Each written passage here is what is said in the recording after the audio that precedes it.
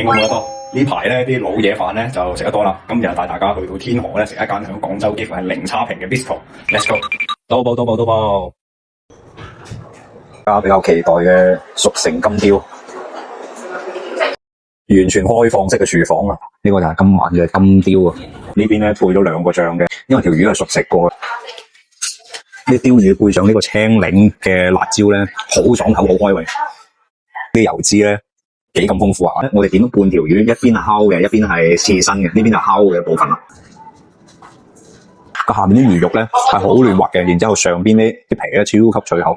我反而比較傾向呢個烤嘅呢個部分。四川麻婆鮑魚配椒白鮑魚咧係好飽滿。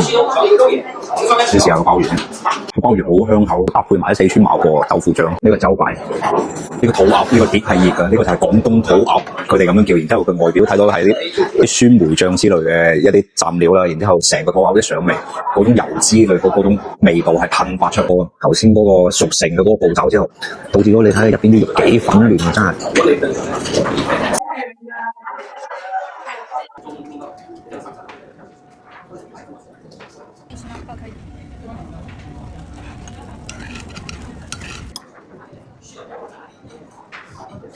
嗰種梅乾菜嗰種味道係充斥住你成個味蕾，但係咧呢個香氣好似係差少少。今晚嘅巨無霸，呢次真冇甩拖啦，下次再會。